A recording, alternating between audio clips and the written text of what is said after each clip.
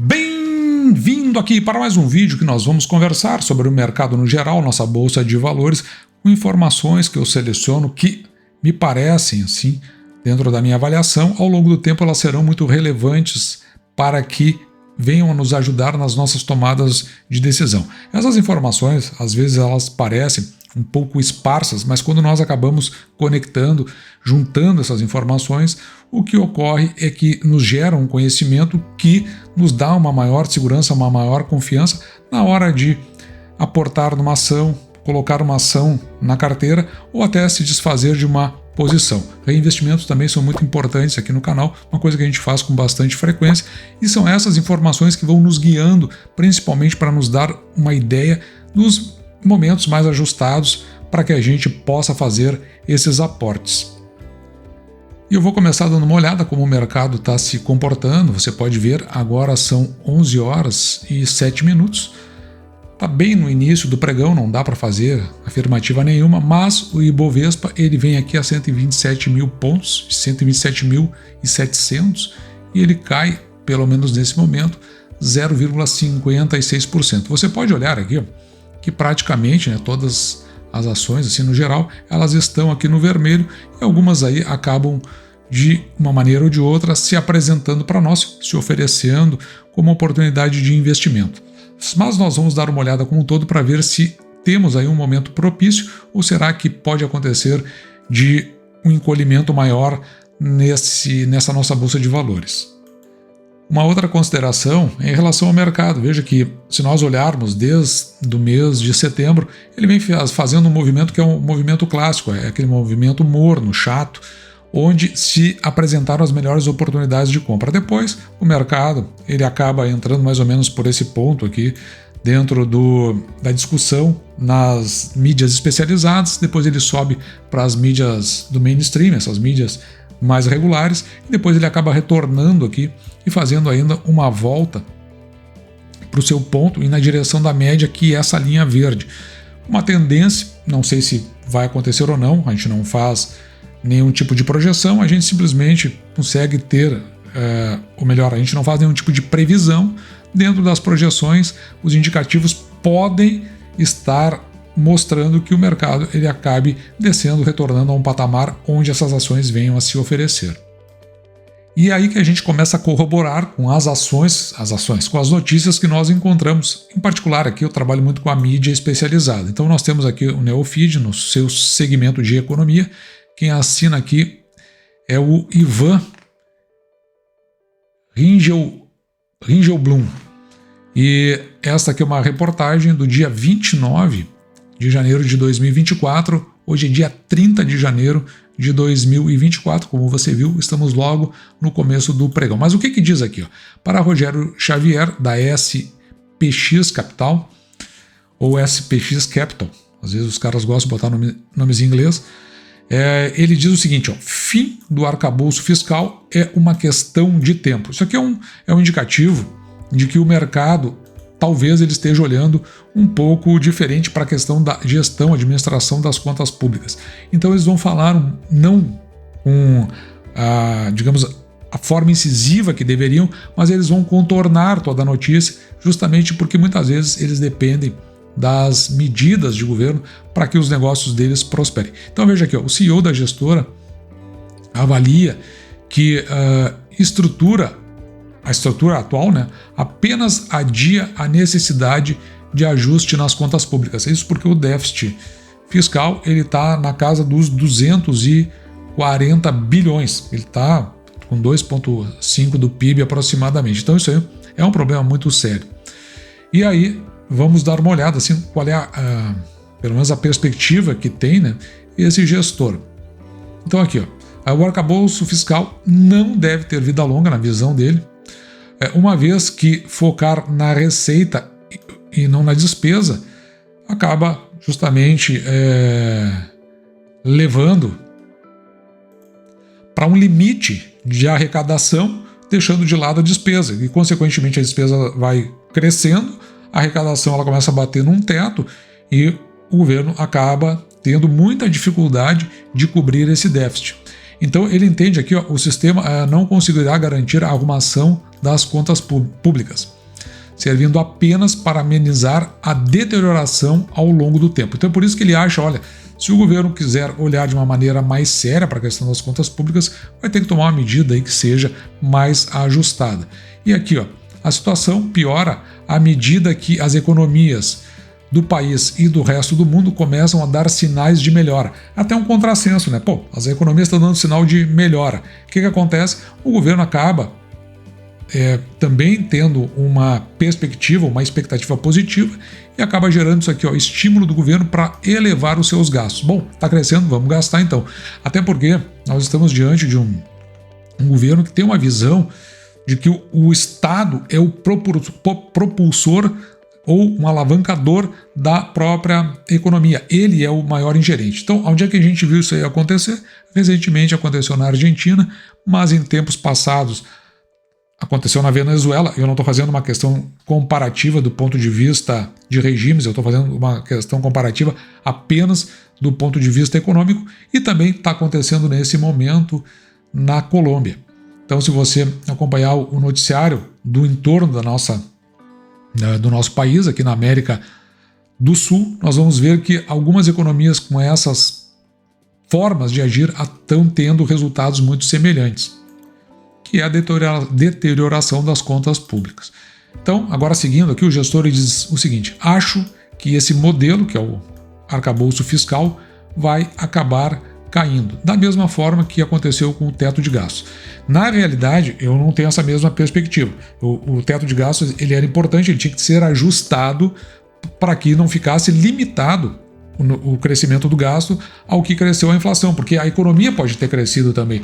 Então, se ajustasse desta forma, e também na hipótese de haver situações emergenciais, como foi, por exemplo, o período pandêmico, que tenha um patamar ali escapatório. Então ele tinha que ser ajustado. O teto de gasto era uma coisa muito boa, mas ele caiu exatamente por não ter os ajustes. E ele foi substituído, se você vai se lembrar, no final de 2022, por aquela que foi chamada PEC da gastança, PEC do teto de gasto, enfim, deram vários nomes, PEC Kamikaze, até deram para ela também, um nome que já tinha sido dado por uma outra PEC anterior, que permitiu o governo colocar mais 200 bilhões nas suas despesas, excluindo a saúde e também aquela parte social ali do Bolsa Família, o que acabou levando então a gente para esse patamar aí, e ele teria inclusive apresentar uma substituição. E o que ele fez? Ele apresentou o arcabouço fiscal,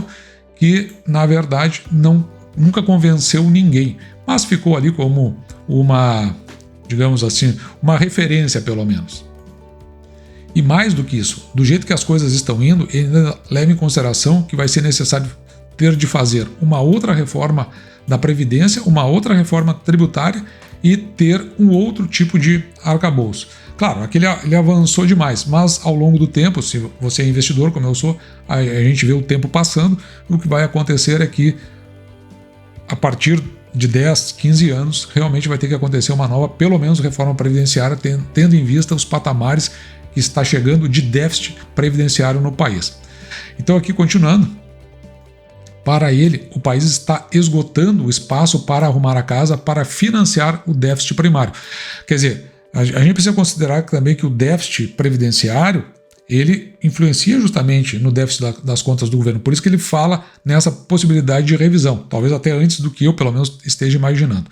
E ainda tem que considerar aqui o fato de que o atual ocupante do executivo ele privilegia gastos para reforçar o lado social e os investimentos. Na realidade, eu acho que ele privilegia sim gastos do ponto de vista de investimento, mas eu acho que ele não reforça o lado social. O que acontece é que, na minha visão, ele adota medidas que são de caráter populista para se manter o maior tempo possível dentro do poder, principalmente fazendo ofertas aí de recursos que muitas vezes levam a população à estagnação do ponto de vista de crescimento, prosperidade e também de crescimento econômico. E se o governo ainda pensa dessa forma, veja que ele tem que lidar aqui com o Congresso que pensa de uma forma contrária a ele. E aí as negociações acabam sempre se tornando mais difíceis ou tendo um custo maior, como é o caso da liberação daquelas emendas. Tem vários tipos de emenda, emendas impositivas, emendas do relator, e tem, enfim, emendas ao orçamento. Tem vários tipos ali que se acabam oferecendo a esses congressistas para que eles peguem o recurso que é público e coloquem lá nas suas regiões e assim acabem votando conforme o interesse do governo. Mas veja se, por um lado, aqui ó, o gestor que está dando a reportagem, ele está pessimista por esse lado. Veja que, lado fiscal, veja que ele está se mostrando mais otimista aqui, ó, quanto à trajetória da inflação e dos juros. Isso porque tem o mercado como um todo está vendo uma redução dos juros, eu já vou mostrar aqui, e também uma redução dos nossos pontos inflacionários, fazendo com que a inflação ela corra muito rapidamente, a inflação principalmente ali para o centro da média. Enquanto ao passo que ela corre para ali, tem uma tendência de que haja uma maior redução na taxa de juros.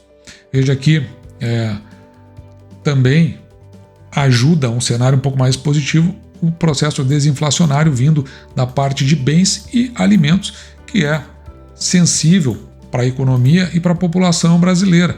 E assim, claro, ela fica mais confortável, principalmente do ponto de vista de aportar os seus recursos e fazer girar a economia. E eu sempre trago para corroborar com isso, o Boletim Focus. A gente pode ver aqui, veja que aqui é o dia de hoje, já caiu aqui para 3,81, projeção da inflação no final de 2024, mas tem outros dados bastante interessantes aqui. O PIB se manteve igual, 1,6, tem aqui o IGPM com queda de 4,09 e o IPCA dos índices administrados também aqui a 4,3, isso aqui tudo está em percentual, ok? E também aqui uma redução da dívida líquida do setor público, vindo aqui para 63. Quer dizer, se a gente olhar para isso, a gente consegue enxergar até um patamar bastante otimista do mercado quando eles dão opinião para esse Boletim Focus, que é o seguinte, ele não tem que acertar o Boletim Focus. O Boletim Focus é, na verdade, um sinal de como está o sentimento do mercado em relação à economia como um todo. É como se fosse nós tivéssemos uma estrada longa e uma lanterninha, e é de noite. Então a gente vai andando, a gente olha para frente, o máximo que a gente consegue enxergar é assim, olha, e consegue concluir, temos uma curva para a direita. Mas às vezes essa curva para a direita ela é muito sensível ao alcance da lanterna. Porque assim que a gente entra na curva para a direita, ela começa a fazer uma curva muito maior que vai girando para a esquerda, e a angulação da curva não permite que a gente possa ver que está virando para a esquerda. Então a gente precisa ter esses parâmetros para ver o quanto nós vamos nos guiando. Eles não acertam, mas pelo menos dão aquele momento do caminho conforme a lanterna curta que nos é oferecida. E voltando aqui para o nosso gestor, ele fica com essa perspectiva otimista em relação à inflação e juros, porque nem nos sonhos dele aqui ele imaginava que o BC, o Banco Central, alcançaria essa meta no ano de 2023. E veja aqui, em meio a cenário deflacionário nas principais economias do mundo, então isso aí tem uma tendência, é possível que eles comecem o processo de afrouxamento monetário, ou seja, é a redução dos juros. Veja que hoje é terça-feira, dia 30, amanhã dia 31, existe a possibilidade na reunião do Copom de redução de mais 0,5 ponto%. E ele tem um entendimento que aqui o fato trigger, ou seja, aquele fato gatilho, aquilo que ele entende que possa disparar o corte de juros nos países avançados, para ele pode começar a partir de março, à medida que as questões inflacionárias vão se acomodando. E também ele entende aqui, ele vê com um aspecto positivo essa expectativa no Focus recuando para o centro da meta. Enquanto o Focus aqui, ele coloca a inflação lá em 13,40, entre 13,40 e 13,30, porque a meta é o seguinte, é o máximo, é como se fosse a inflação variando, num ponto máximo e um ponto mínimo, e ele acha que lá no final o Boletim Focus, que na semana anterior estava em 13,86, agora está em 13,81, acaba o final do ano entre 3,4%, 3,5%, mas ele ainda está mais otimista, apostando em 3,3% no final do ano. Será que vai acontecer? Difícil da gente dizer. Eu não tenho essa mesma visão otimista. De qualquer forma, está aí a consideração. E ainda tem outro impacto aqui, que pode ter um caráter negativo, que é a situação da China, né, com o gigante asiático, ele passa por sinais de esgotamento econômico, não tem muito mais, assim parece, para onde crescer. Teve aí o caso recentemente da declaração da solvência da Evergrande, que era a maior empresa imobiliária. Isso pode gerar um strike como um todo no mercado chinês e, consequentemente, o reflexo lá dá aqui porque nós somos exportadores de commodity, principalmente commodity metálica. A Vale está batendo o recorde de extração metálica, mas as vendas estão reduzindo, o preço até também acaba, de certa forma, reduzindo. E pode ser que, em algum momento, essa situação acabe se agravando, mas ele, assim como eu, pensa que isso é difícil da gente prever quando pode acontecer, a gente não sabe. As consequências devem vir pelo lado comercial, prejudicando especialmente os emergentes com esse encolhimento que a gente vê aí da China e a incapacidade dela se recuperar. E a China, ela tem sua própria forma de enxergar o mercado, mas veja aqui, que segundo ele, a China está seguindo o mesmo enredo de outros países emergentes problemáticos, querendo controlar o mercado de ações, resgatando empresas e com bancos muito alavancados. Isso já aconteceu, a gente já viu várias vezes, né? A Argentina aconteceu isso recentemente.